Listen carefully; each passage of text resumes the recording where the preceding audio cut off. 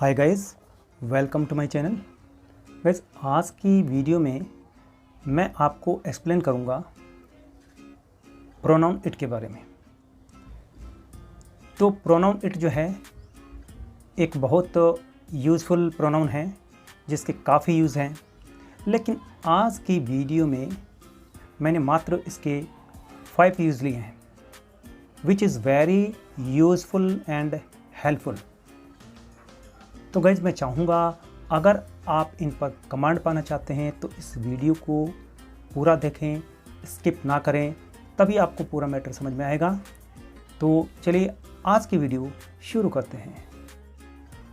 Guys, pronoun it का मतलब होता है यह और वह, और यहाँ पर जो फार्मूला है उसका इस्तेमाल तब किया जाता है जब आपको किसी नाउन या प्रोनाउन पर जोर डालना हो, स्ट्रेस डालना हो। तो इसका फार्मूला है इट प्लस नाउन या प्रोनाउन और उसके बाद रिलेटिव क्लॉजेस आ जाता है। तो गाइज, ये सब कुछ क्लियर होने वाला है एग्जाम्पल से। तो फर्स्ट एग्जाम्पल है it was Monu who broke the window pane. Monu ने ही खिड़की का शीशा तोड़ा था। इसका अर्थ है कि मोनू ही था जिसने ये काम किया, किसी और ने नहीं। चलिए सेकंड एग्जाम्पल को लेते हैं। It is you who hurt me, यानी तुम ही ने मुझे चोट पहुंचाई। दूसरे अर्थों में तुम ही हो जिसने मुझे चोट पहुंचाई। अब थर्ड सेंटेंस को देखिए किस तरह से इसका हिंदी अनुवाद होता है। It is she who I love a lot. यही है जिसे मैं बहुत प्यार करता हूँ। इट इज़ शी, यही है मतलब कोई और नहीं। चलिए अब टर्न आती है नेक्स्ट एग्जाम्पल की। ये है एग्जाम्पल फोर्थ।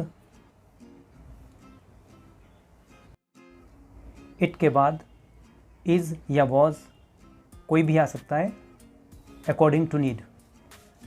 तो फोर्थ सेंटेंस है it was he who made me angry. वही था जिसने मुझे नाराज किया, मतलब कोई और नहीं। हु का मीन्स है जिसने। ये है रिलेटिव प्रोनाउन और इसने रिलेटिव क्लॉजेस बनाया है। चलिए फिफ्थ एग्जांपल की ओर आगे बढ़ते हैं। फिफ्थ सेंटेंस है it is the shopkeeper who cheated मी। ये वही शॉपकीपर है, वही दुकानदार है जिसने मुझे धोखा दिया। हु का मीन्स जिसने, और इसके बाद शॉपकीपर जिस पे हमने स्ट्रेस डाला है। नोटिस कीजिए गाइस, बहुत इजी है। चलिए अब इट का जो नेक्स्ट यूज़ है उसका ये फार्मूला है। जैसे इट के बाद में फर्स्ट वर्ब आती है, जैसे कि सीम्स, इसमें ऐसा लगता है। सीम्स मीन्स नज़र आना, प्रतीत होना, लगना। यही अपीयर का मीन्स है, प्रकट होना, प्रतीत होना, नज़र आना।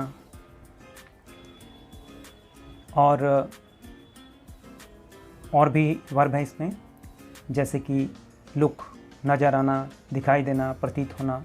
और इसके बाद है साउंड। इसका मीन्स भी वही है। इस साउंड का मीन्स आवाज़ नहीं है। लगना, प्रतीत होना, नज़र आना यह है, और इसके बाद है हैपन। तो जब भी हम सेंटेंस बनाते हैं, लगता है, नज़र आता है, प्रतीत होता है, मालूम पड़ता है, तो इससे ही शुरू होता है सेंटेंस, यानी यही फार्मूला यूज़ करते हैं। तो चलिए ये फार्मूला क्लियर होने वाला है एग्जाम्पल से। तो चलिए आगे बढ़ते हैं एग्जाम्पल की ओर। जब इट सेंटेंस को आरंभ करता है तो उस वक्त ये इंट्रोडक्टरी इट होता है, तो उस वक्त इसका कोई मीन्स नहीं होता है। तो फर्स्ट सेंटेंस है it seems that he is a good player. ऐसा नज़र आता है कि वह एक अच्छा खिलाड़ी है। ऐसा लगता है कि वह एक अच्छा खिलाड़ी है। तो यहाँ पे सीम्स, सीम के साथ एस लगाए क्योंकि ये सिंगुलर सब्जेक्ट के साथ आया है, एक वचनकर्ता के साथ आया है। सेकंड एग्जांपल है इट लुक्स, तो यहाँ पर भी लुक के साथ ऐसे लगाए। It looks to be a golden ring. लगता है यह एक सोने की अंगूठी है।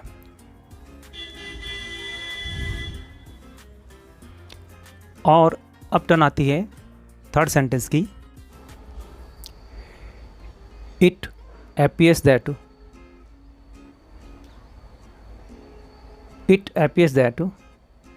it may rain today। लगता है आज वर्षा हो। लगता है शायद आज वर्षा हो जाए। तो नोट कीजिए, सेंटेंस बड़े इजी हैं। इट के साथ appears आया है और इसका मीन्स होता है प्रकट होना, नज़र आना, प्रतीत होना। और इट के साथ जो में आया वो है पॉसिबिलिटी के लिए। अब आती है टर्न थर्ड यूज़ की। गाइस, थर्ड यूज़ जो है वो अनरियल पास्ट कहलाता है। तो इसमें आपको यही नोटिस करना है कि ये टेंस तो आएगा पास्ट टेंस में, लेकिन मीन्स जो है ये प्रेजेंट का देगा। बस यही अनरियल पास्ट है।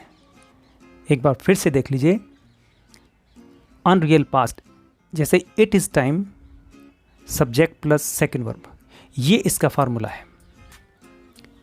इट इज़ हाई टाइम भी आ जाता है सम टाइम, या इट इज़ टाइम, फिर इसके बाद सब्जेक्ट और सेकंड वर्ब। तो इट इज़ टाइम का मीन्स है यही समय है। तो अब देखिए, इसके एग्जाम्पल को रीड करते हैं, फिर आपको ये क्लियर होने वाला है। It is time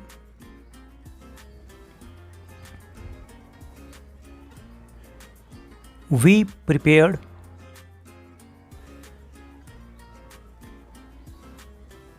for the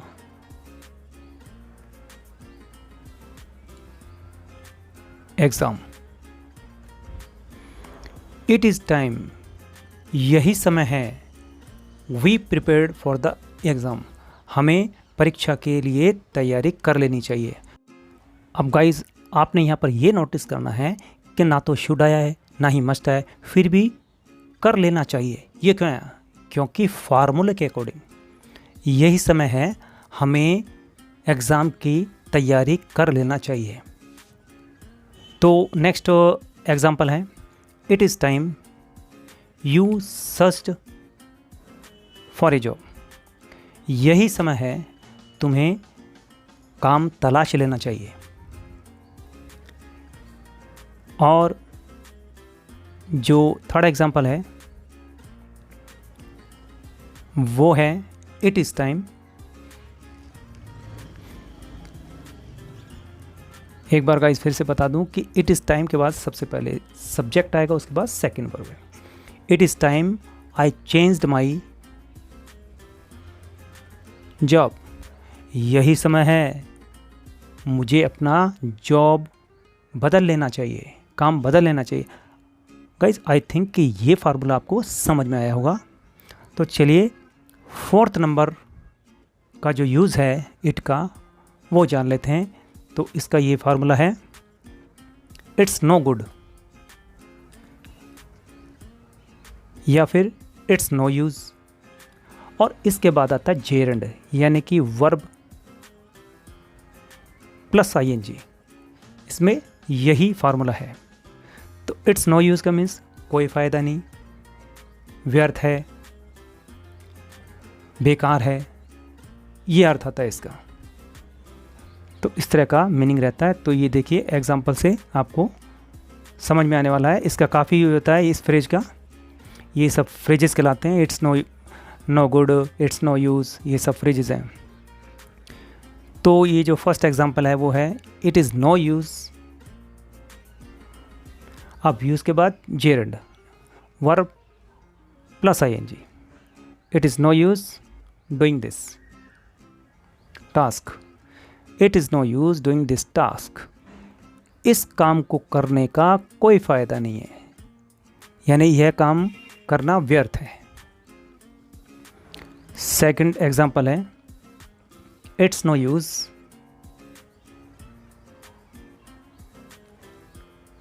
wasting the precious time. It's no use wasting the precious time. कीमती समय को गंवाना बेकार है। कीमती समय को गंवाने से कोई फ़ायदा नहीं है, कोई मतलब नहीं है। ये मीन्स निकलता है गाइस। तो अब आती है टर्न थर्ड सेंटेंस की, और थर्ड सेंटेंस को मैंने लिख दिया है नंबर 4। तो I am sorry for this. तो it's no good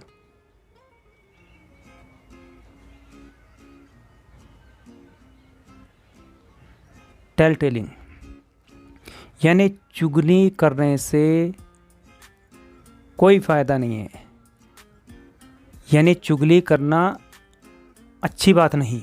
it's no good tell telling. Tale telling का मीन्स होता है चुगली करना। अब है इट का 5th रूल, जो कि टाइम से रिलेटेड है।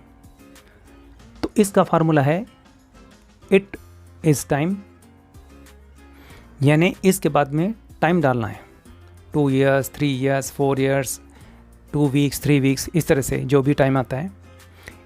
It is time plus scenes, और इसके बाद सीन्स आता है, और सीन्स के बाद 2 टेंस आते हैं इसमें। एक आता है सिंपल पास्ट और एक आता है प्रेजेंट परफेक्ट टेंस। बस इन्हीं को इस फार्मूले में इस्तेमाल करना है। तो ये क्लियर करने वाला हूँ एग्जांपल से। आपने नोटिस करना है कि किस तरह से इनका मीन्स निकलता है। और ये it is time plus scenes, ये बिगिनिंग में ही आएगा। वैसे इसके ट्रांसफॉर्मेशन में और भी रूल होते हैं, लेकिन मैंने यहाँ पर यही दिया है जिससे आप कंफ्यूज ना हो और आपको ये क्लियर समझ में आ जाए। तो फर्स्ट सेंटेंस देखिए और नोटिस कीजिए कि किस तरह से इसका ट्रांसलेशन होता है। It is 3 days since। It is 3 days since, इसका अर्थ है 3 दिन हो गए। I haven't gone anywhere, मैं कहीं भी नहीं गया हूँ, यानी मैं 3 दिन से कहीं नहीं गया हूँ।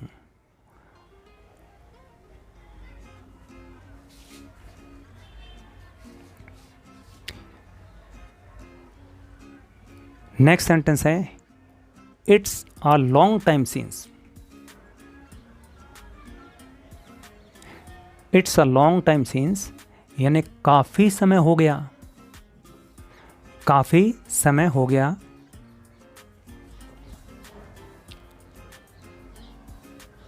I